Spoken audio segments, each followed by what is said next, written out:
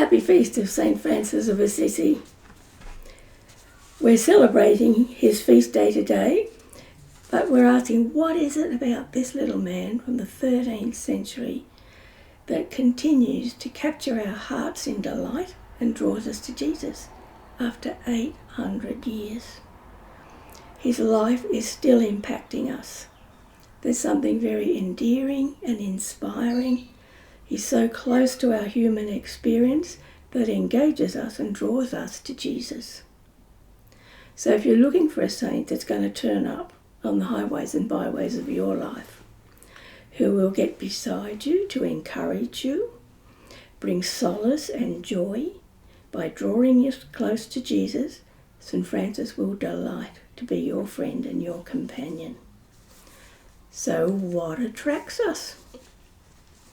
Well, he was a joyful messenger of the good news, consistently singing God's praises. There's something really free, expansive, large-hearted and joyous in his spirit. You want to catch it. The way he connected with people, a very warm, personal, attentive care. He just went from place to place unhindered.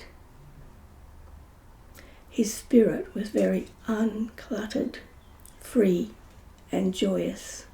So he's in communion with God in the midst of the created universe, right? Sensing their beauty and their danger, but at home in being human.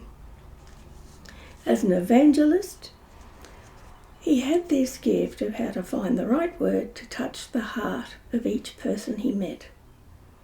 And people responded. So he was like a bit like a mirror. He attracted people, but he attracted them in such a way that they discovered Jesus. So he went down into the marketplace. He was a going out person. He went down into the marketplace, the crossroads, the highways, the byways, around the villages, proclaiming the good news. So he was an itinerant preacher, place to place. And all done with that warmth of personal engagement. So that beautiful connection consoled, uplifted, encouraged and drew people out of themselves. He was very good at finding practical ways to help people connect with the gospel. So he's the one who brought us the crib, who brought us the way of the cross, the stations of the cross. So he was a very practical mystic. His spirituality is incarnational, which means God really at home and close to us in our humanity, one among us. So his invitation is, don't stand afar off. Come close, come near, see, touch, taste, smell, right? Be involved. And then let your heart respond to the mystery that's been preached. So he would also say to you, he says to us, where do you stand? Who do you identify with? This is how close God is to you. Do you want to be close to God too? Come close to God who's close to you. Beautiful message, eh? So he was someone who attracted men and women. So religious order started, the Franciscans, the secular Franciscans. People just flocked to him to follow the gospel. But he was at home in the cross. Right, so he had many heartaches, many disappointments, lots of sickness. He too, like Jesus, was a man of sorrows. He bore in his body the wounds of Jesus. We call them the stigmata. In his own griefs and sorrows, Francis draws beside us in companionship to encourage us so that we too can make up in our bodies all that still needs to be made up for the sake of the church and for the sake of people today in our world. In our COVID-19 world, war-torn world, Jesus needs people who will respond to the invitation too. So for us in MGL, Missionaries of God's Love, is very important His life and spirituality was a catalyst for our beginnings. The Holy Spirit was moving really strongly in this youth group, the Francis of Assisi youth group, about 85 young people, post-school, like year 11, 12 and post-school.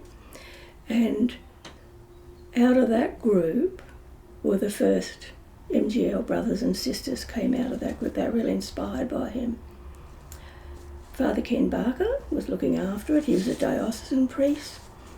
He was baptised in the Holy Spirit, read the life of St Francis, and the question came up in him, is it possible today for something like that to happen in our world?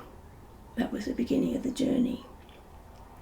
I was a Franciscan missionary of Mary, got baptised in the Holy Spirit, and ended up with a call to start the sisters.